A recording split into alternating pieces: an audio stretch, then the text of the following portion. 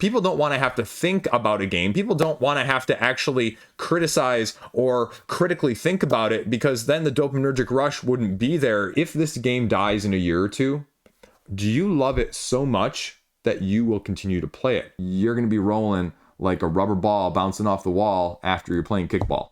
Hey, it's Chris. One of my favorite recurring segments on the channel, the must-have games, and where are they now? Looking back on crowdfunding. First time ever looking at 2021, 2022, 2023, and 2024. Where are the biggest named games? The biggest funding games? Does funding equal awesomeness? Because there seems to be this convoluted sense in our hobby that if you raise more money, you are more important. If you have more whatever, you are more important. And you know what? Let's test that theory. Although correlation, not causation. I'll just put it out there at the beginning. You ready? Ooh. And spoilers here at the beginning, right? January isn't looking quite as hot top to bottom 2025 right now. But these past 4 years, whoo boy. So I'm hoping that something in 2025 will surprise us along the lines of these. You ready? Let's do it. Now, spoilers here. I tried to pare it down because I'm covering 4 years worth of games. I've got a range of about 4 to 7 games every single year because they were the standout ones. The ones that I instantly recognize, the ones that I go, oh yeah. So we're starting with 2021s, and I only picked 4 out of 2021, but this is a really all across the board, all over the place 2021 situation. And the really interesting as a whole is that the game that is the highest rated of all of these 4 games from 2021 was not the one I expected to be that highly rated. Although it's one of those games that the only reason it's still as high as rated as it is because you only got this copy of it because you freaking loved it in the first place. And that's Castles of the Mad King Ludwig. Bezier Games is second foray into this massively overproduced, deluxeified reprint of a game that didn't need it whatsoever, but now you could get it all in one. It went to Ravensburger looking over their shoulder and saying to Awakened Realms, can you make us something as gaudy and over deluxeified as what Bezier did with this? Well, you can. Well, let's do it. Throw in some AI. Just kidding. But Castles of the Mad King Ludwig, the collector's edition, should be even higher rated than it is. It's got 1,400 ratings, which is not a ton, and it puts it in the top 1,100 games all time. And why I'm saying that and comparing that is Castles of the Mad King Ludwig has 26,000 ratings, which puts it at number 212 overall. So combined, it would be even higher, but it has a 0.8 higher rating overall as building your fantasy castle with all of the options that came with secrets and passages and dual-sided whatevers, king favors and royal decrees and towers and, you know, the whole Charlie and the Chocolate Factory side of things, if you will. I kind of look at it like their latest silver line of that, you know, card-driven game that they came out to crowdfunding within the last year and a half, whatever that was, right? Where they said, get all of these. And you're like, wow, they're all in one place. That's a bundle. It's a great price. And you're like, wait a second, I'm only going to play one of these versions of silver. Why would I? And so I look at this and I go, you have the big box with all the expansions. Why do I need all the expansions? Am I going to use all the Oh, can you get your Carcassonne box and, you buy the big box at retail that has like the 7 expansions in it. You use all of those expansions. Wait, no, you freaking don't. It's the crowdfunding bait and switch all the time. All the time. All of us have been susceptible to it at some point here or there, right? My own kryptonite is Marvel United and DC United. No qualms about, pointing the finger at anybody else, but pointing it at me first. Is it as good? I mean, I think it's just really, really freaking accessible. Do you need the over deluxeified version? Hell no. But there you go. Next up on many people's 2024 best lists, Primal the Awakening launched in 2021, sitting just higher than that of Castles of the Mad King Ludwig the Collector's Edition in the 1400s 8.6, but again, limited as we see every time I do this by the sheer numbers of ratings. 1100 still puts it in the top 200 thematic, but again, I feel like all of these things are just so skewed that I can't tell you how much that actually matters. This is the dungeon crawl boss battler equivalent of Foundations of Rome, meaning everybody who doesn't have this game that wants this game is hoping that Reggie Games will put out a, cardboard version of it with standees. Team Standee! Sometime in the next 5 years, kind of how long it took Foundations of Metropolis to come about. I'm joking, it was for like 2.5 or 3 years. But this is now one of the ones that everything else that follows is going to stand on the shoulders of this, Oathsworn, Aeon Trespass Odyssey, Kingdom Death Monster. It is in the conversation, the same breath as all of these. Pick your flavor, right? These dragons, it's sitting right here and right here next to me, are just too big. They're too big. There's too much analysis paralysis. But at 1 or 2 players, it's chef's kiss too. It shines. The combos are fun and fantastic. And the gameplay is unique. And I just love it. But I can't recommend it because of the overhead, because of the campaign system, because of the overarching linking scenarios, because you can do your individual scenarios. But if you have one of these, you have too many of them already, as I'm staring behind the camera at the Aeon Trespass Odyssey Cycles 4 and 5. Oh, so that's the problem. But as I've said elsewhere many times, and twice today in a different video, that if it makes this much money, folks, it will come again. So don't be surprised when you hear more stuff. And truth be told, Reggie Games has done an amazing job supporting this as well by putting out new scenarios on a frequent basis. So I give kudos there in addition. Third up, CMON Animation Collection. Now, 2 of these are completely and utterly forgettable. But the third one, Scooby-Dooby-Doo, Scooby-Dooby-Doo, where are you? You've got some work to do now. I was a big fan of Scooby-Doo growing up. Nostalgia, nostalgia, nostalgia. Is it that good of a game? Probably not.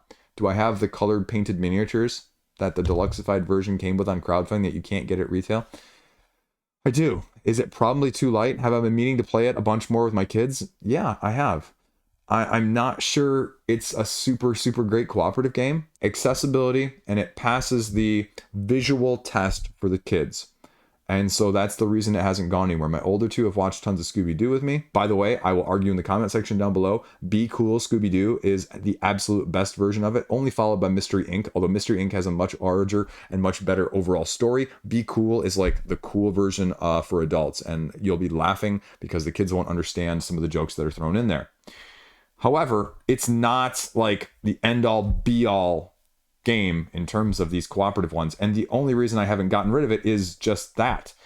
But I'm just looking at some of these IPs, and this is where I'll go, and this is where I'll leave it with this one, is that I wish some of these big name IPs, we would get a game that is equally good in the lines of like a Slay the Spire Dead Cells situation from 2024. And I just don't always see that. And I'm not seeing it on a consistent basis. We get ones that are fine. 7s, 7.5s. I want 9s with these IPs that I'm attached to, and it just doesn't seem to be happening. Again, 400 ratings, 7.2, not enough people to get in any inkling of whether or not it's really, really that good or not, and it sits in the 4,000s. So you're like, Chris, what was the last one up that came up after that was Epic 7 Arise, based on the Gacha video game on mobile. And, it came to crowdfunding, and this was one of the ones that really set me off. I remember looking at this campaign, being tempted by it. It raised nearly $600,000 during the campaign as an anime-inspired dungeon crawl scenario-based system. I remember watching a preview video on this one that was expounding the exquisiteness of this. A video that I'm sure got paid easily 3 digits, probably 4 digits, to make this utter garbage look like it was the bee's knees, the best thing on crowdfunding. And I would look back at that and I would be ashamed if I was paid that much money to espouse something that clearly was not a good game in the first place.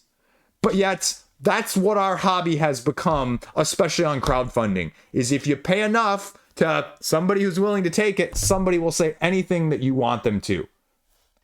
I'm going to leave it there. This game was an utter train wreck to be delivered. They didn't deliver half the stuff on time. They didn't have half the stuff included. They didn't tell people they weren't getting it. I mean, it's got 73 ratings on Board Game Geek. People were pissed.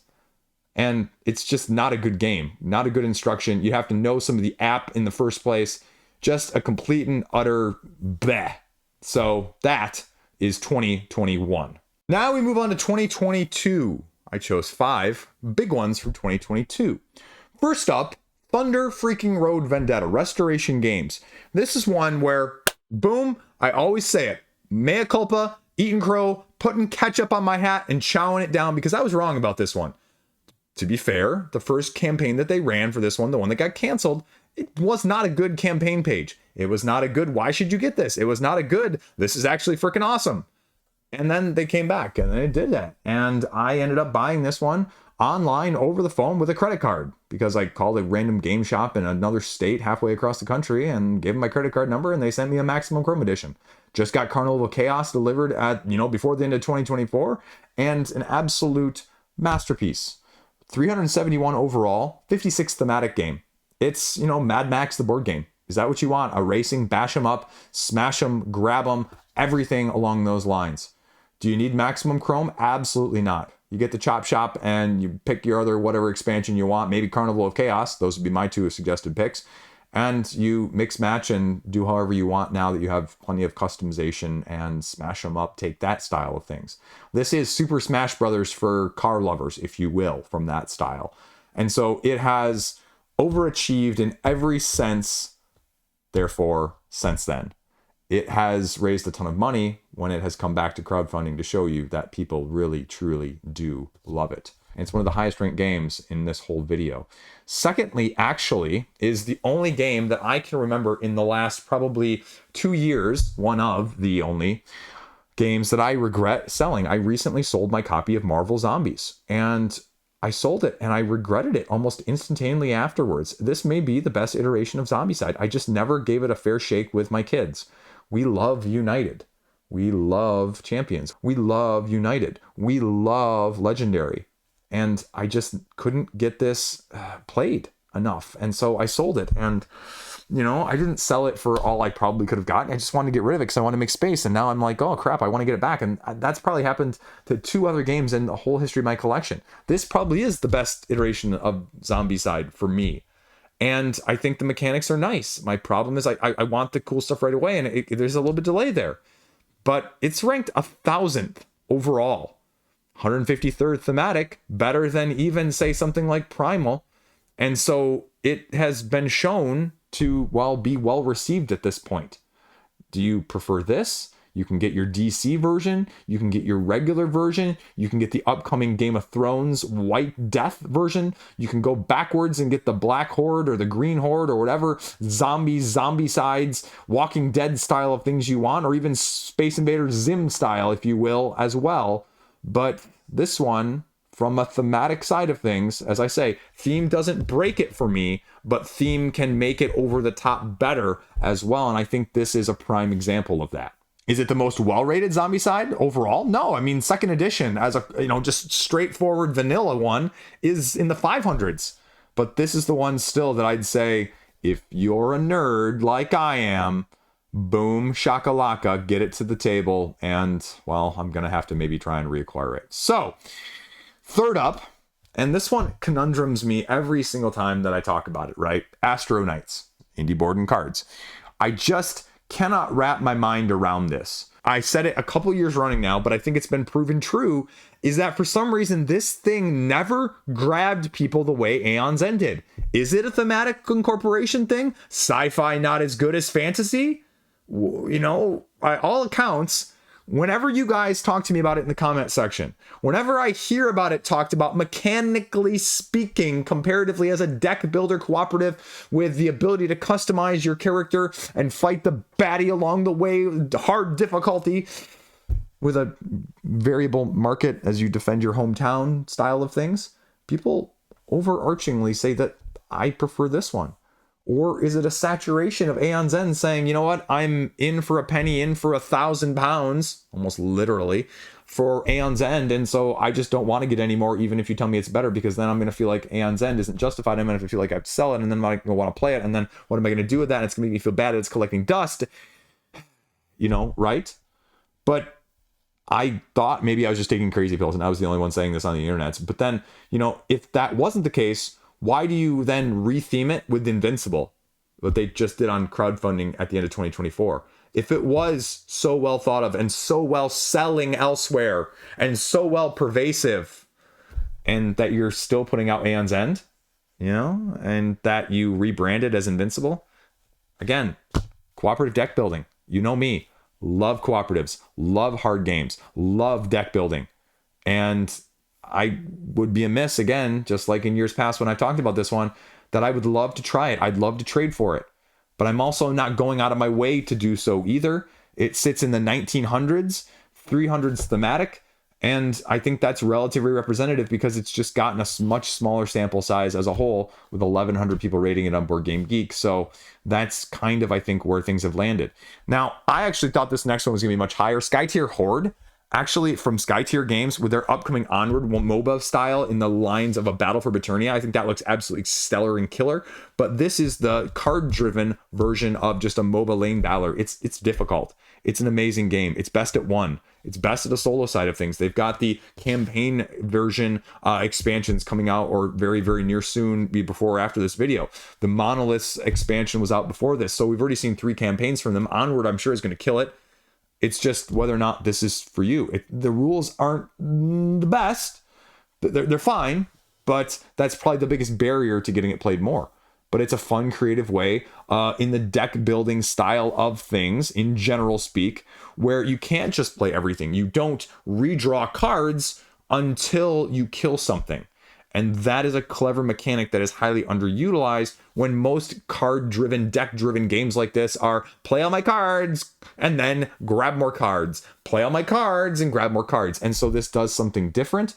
But again, I think it's still one of those indie games that is flying under the radar for a lot of people and doesn't have the wide exposure, with still under 1,000 ratings on Board Game Geek. I think if this had more ratings, I think it would be a lot higher, period, because I think the sample size is actually representative of the amount of enjoyment that it provides. So I was actually surprised to see it's in the 2,700th at the time of me filming this. One of my personal favorite games from 2023, Puzzle Strike 2 from Serlin Games. I like it. It's crazy deck building, right? It's, you know, just absolute sheer chaos. It's a little bit completely unbalanced. The Magical Scepter that came with it was not good at all. But the just asymmetric decks that you can play with, that take that like nothing else I've seen, and just the craziness that you can combo with it, I really like it. I'm one of those few people. It's got 300 ratings on Board Game Geek and it's ranked in the 5,000. So take that for what you will. But, you know, it's not the prettiest game to look at by any means, but the fun factor is amazingly there for me. And that's why I haven't gotten rid of it. I think I was the only one to rate it in my top 10 that year. So that's what you get with this channel. And that is 2022. Now we're already talking 2023. We're only going to talk 4 games in 2023, but they're all really significant ones to talk about. The best ranked one at this point, again, I'd make the argument that it's super niche, and Board Game Geek, again, skews heavy, puts you in the 400s, Andromeda's Edge, with only a couple months under its belt, and the solo heavy worker placement style gamers declaring it, well, the game of the year for many, more than a fair few in 2024. It's a very interesting game when you looked at the top lists, though, of 2024. It was one of those that it was either on your list and who dog, or it just wasn't on your list whatsoever, right? Tons of factions, tons of overhead, tons of table space.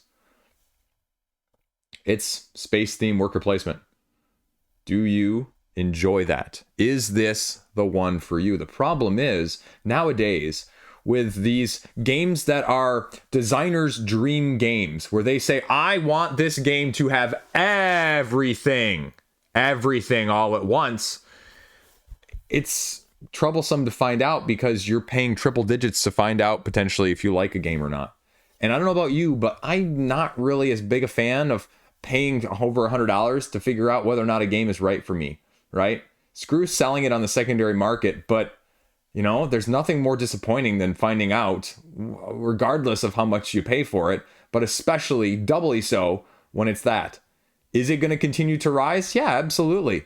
The only people that, well, barring yours truly, the majority of people that bought this went into it knowing, wink, wink, nod, nod, expecting to absolutely love it for partially those reasons. You aren't going to have the broad crowd that's going to play this and you know, go, okay, well, I don't like this, right? Like your Catans, your Wingspans, you get people that love it and you get people that hate it, which overall drags it down.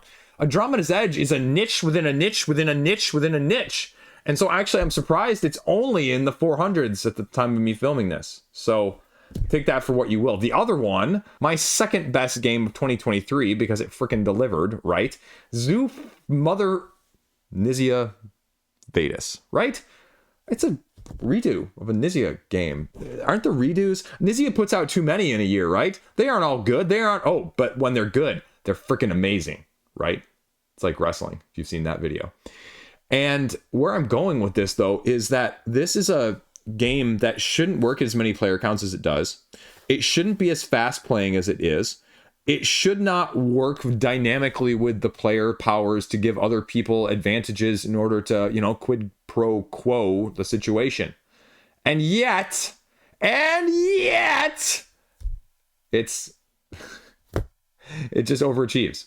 Now, I'd look at it very similarly to 2024's Lord of the Rings Duel for Middle-earth, in the sense that, you know, people looked at this game and they said, it's not that good. And then they played it and they go, oh, yeah, it actually is that good. That's the vibe that this one brings. And the sort of situation with voting and that aspect isn't really always well received. And to get a lot more people liking that mechanic than disliking it, I'm not going to say unanimously loved, but it is already in the Board Game Geek top 1000, and arguably, from my standpoint, should be much higher. It's going to stand the test of time now, no doubt whatsoever. And the ability to play at a higher player count is probably the biggest thing for me, because I don't have many games that I want to play at that higher player count that it isn't going to turn into an absolute slog and utter mess.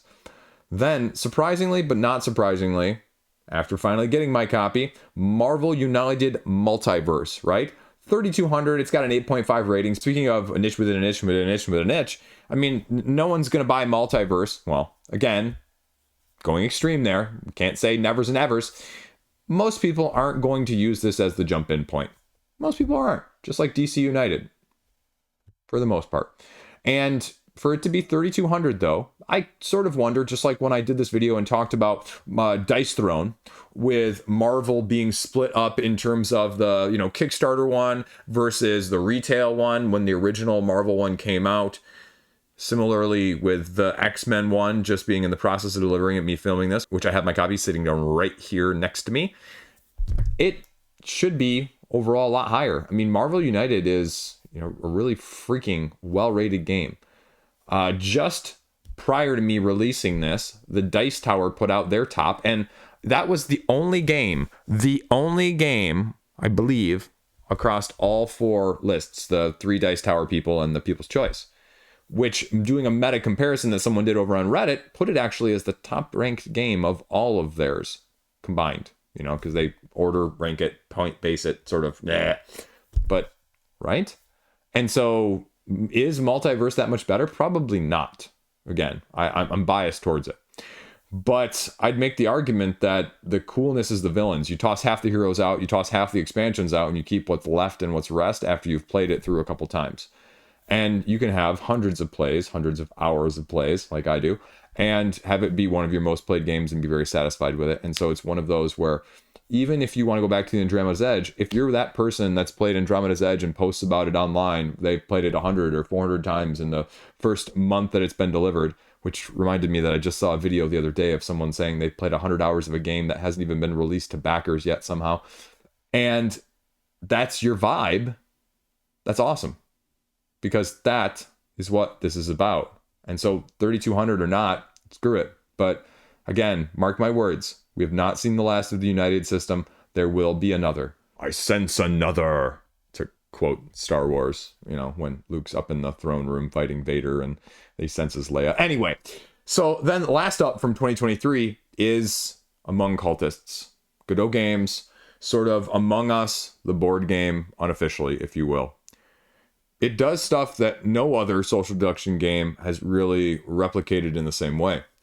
At the same time, when I played it, I also said, this is a 25 to 30 minute teach because of some of the ambiguities and the multi-layered levels of what you're having to keep track of with the books and the areas and the mechanics and the turning power off and on and all of those things. And, you know, it's really good for what it is, but it isn't as accessible as it could be too. Like, again, I just look at this, I look at Andromeda's Edge and I say, what if you just shaved off one or two things? Not that you can't have those mechanics or those mechanisms, but if you shaved off one or two of those things and that teach went down to 12 minutes, 15 minutes, Andromeda's Edge game length went to 60 minutes, right? You people that want the 2.5 hours of Andromeda's Edge can still get it, adding your little extra modularities that have skimmed off the top already. You can also pay less for it to get in on it, you know, at a lower price, and more people get to experience it, and then maybe do the Gloomhaven Jaws of the Lion thing where they learn it and then add, and then add, and then add, and then add, and then they go, oh wow, and then they can get the full experience. Because, you know, that's what I think people get pissed off about in the comment section. They don't say it like this, but they always get like ornery when someone criticizes their favorite game because they want you to love the game as much as they do, and when you don't, they get pissed at you for that, but they don't have the enunciation or the words to put it out there in that way. So then they say you're wrong, which inevitably just sounds like you're a hater, and frankly speaking, you sometimes are. But that's ultimately, I think, what they're maybe trying to say, question mark. So it's one of those games where if you're social deduction heavy and group loves that aspect of things, it probably won't bounce off. But if you're not and you're looking for something halfway casual, not even full casual, but halfway, you're going to be rolling like a rubber ball bouncing off the wall after you're playing kickball. 2024 in January was a very interesting month because we saw a little bit of just mechanically, thematically all over the place. And the highlight, riding the hype train of one of the most recent hyped games that I have seen in a long time that is incredibly niche within the first place, right? Speaking of all those things, that's the theme of this video, I guess, was Earthborne Rangers. Again, you know, it's ranked the 12th best customizable game of all time already.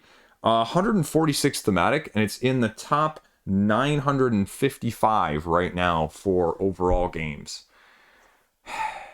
You know, again, LCGs are great in theory, but they're impractical, and the permeability of your ability to penetrate the outer layer of these games as a deck construction style with a combination of lifestyle you sort of have to have in order to get the repeated play sessions to link them together, and maybe even a table that you can just leave it out on, right?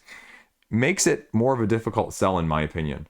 That hasn't stopped people, though, doing the root situation where you're buying it. And that also, because of the scarcity, it reminds me more in a different way of Townsfolk Tussle when that got some acclaim. Because of the scarcity, the demand, the grass is greener crowd goes after it even harder. So, you know, things are scooped up on the secondary market like that. So it'll be really interesting to see when supply outweighs demand, is this going to hold up to the scrutiny in that way? Again, nothing bad to say about it. I mean, the people who love it, love it. I mean, if you're an LCG lover, this is an LCG lover's wet dream. It's heavier. It's got the branching narrative that everyone complains about that Arkham Horror and Marvel Champions don't. It's a friendly, Earth-themed game, which is the latest rage of most of 2023 and 2024 in terms of the thing that people will throw money at sight unseen. So the combination of those things doesn't make me wonder why it is where it is in the first place. But it makes me go, how many of those people are going to have the root situation where, whoops, can't actually get this played. Whoops, this isn't actually my type of game.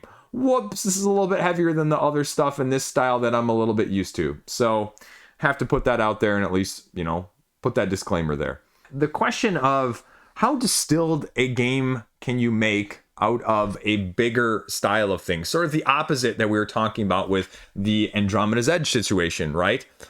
How much can you skim off the surface, streamline, cut corners, mechanically speaking, thematically speaking, and then bling the freaking hell out of it at the same time to make, it also twice as expensive as it should be, and still keep what you love about that sort of thing in the first place. And that is the conundrum that is Last Light, as a, you know what, we're going to make a 4X as fast as we can. And you know what, we're going to make a 4X game go as fast as it can and see if it can still capture it. And that's the thing. I've seen very split reviews for this game that's in like the top 1900 board games of all time right now. As you either kind of love it because it streamlines everything that I just said in a 4X style and keeps some of those elements, or you hate it because it does the Terra Nova to Terra Mystica sort of thing and makes you distill down all of the most interesting parts for the sake of brevity.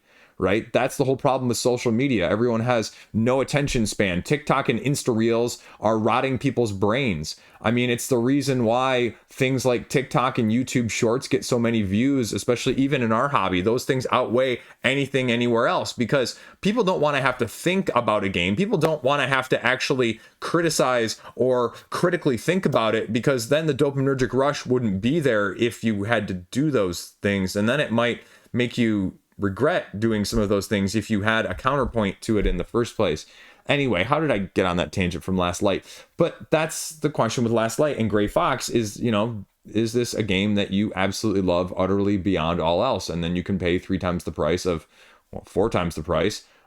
a regular version of it. It has the Foundations of Rome meets Foundations of Metropolis all in one game where you don't even need to buy a separate game. You can, go to one end of the spectrum price-wise regardless in that aspect.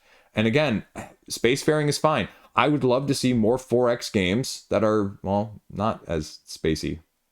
That's me. And there are plenty, but I feel like 4X is often very similar thematically. I don't know, just reflecting on it now off the top of my head. And therein lies the dilemma. Do you get the fulfillment out of a more streamlined game, or do you want the depth that brings complexity and overall increased game length as a whole?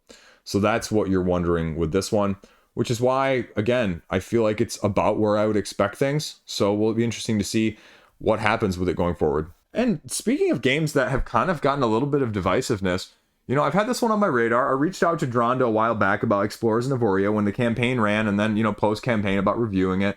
And, I've been meaning to follow up on this, and it's one of those games that I have just seen very, very divisive things on.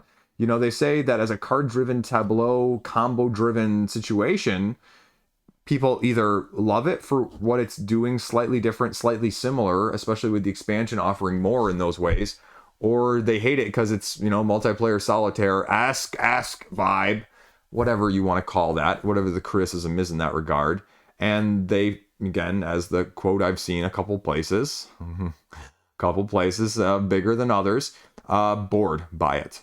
So I don't know how to interpret this, right? And the ranking sort of resonates with that at about 2,800, which is all things relatively considered very good, 7.6 overall, but just under 1,000 as well. So what do you make of that then?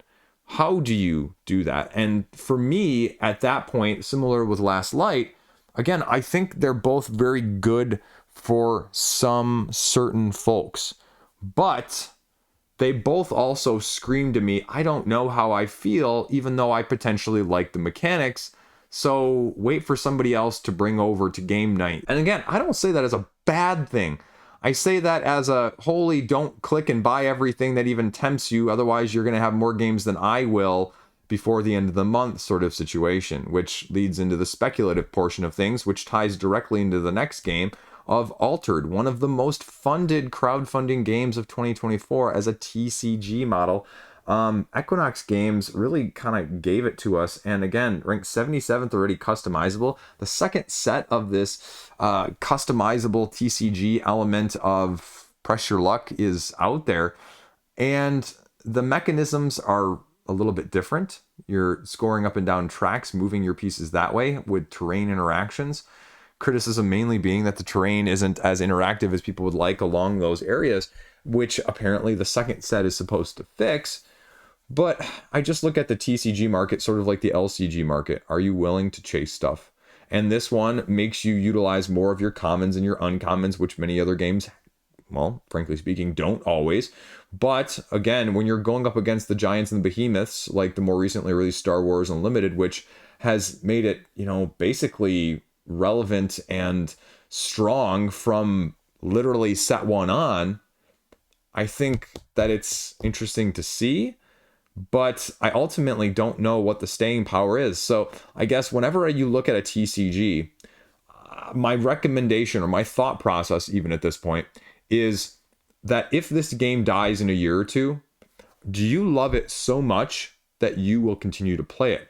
Or are you going to ditch it like Star Wars Destinies or X-Wing or Armadas, or pick your other TCG that's died recently in the last half dozen years as well? Then, sitting in the 3200s, though actually surprisingly breaking the top 100 abstracts, Sea Dragons, or as I've got it sitting up there, the Spanish version, Dragons del Mar.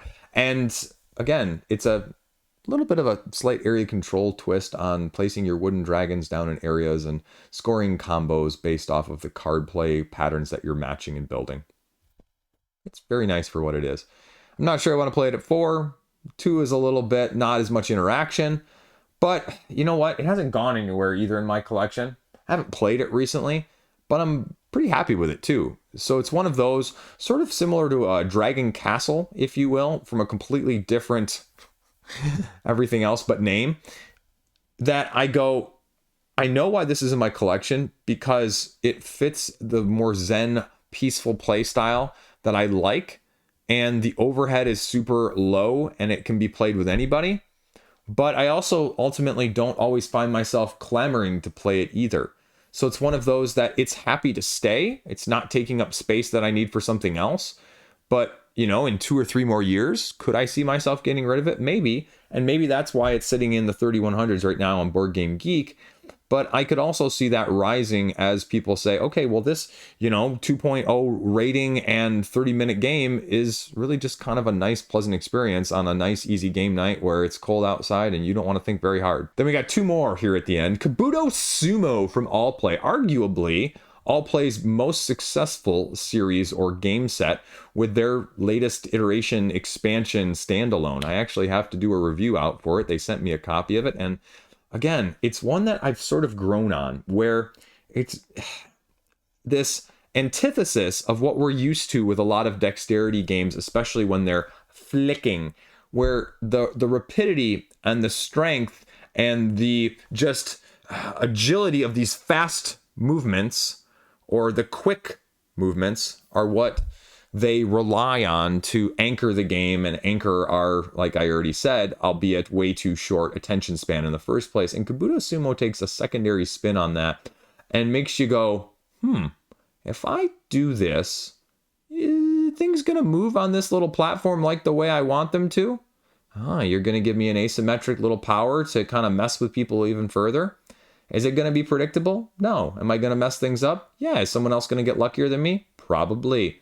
Do I like it and can I mitigate things the way I would like to in a normal strategic game or any other dexterity-wise potentially? No, not at all. Do I find myself enjoying it regardless, and does it play well with multiple player counts and with all ages? Yeah. So that's probably the reason why it's arguably the most successful, and you've seen several iterations of it from Allplay, even though Allplay really hasn't done that with anything else. 3 new features: notches, corners, and corners. Well, tagging corners, as well as just corners to make it a little bit more difficult to mess with people as well. You say what you say. If you're a dexterity fan, this one has to be on your radar. If you're not, it's not going to change your mind. Again, similar to the multiverse sort of situation with Marvel United, with the previous 2 iterations there, this one kind of suffers the same Board Game Geek black hole in the sense that it's sitting at the 10,000s.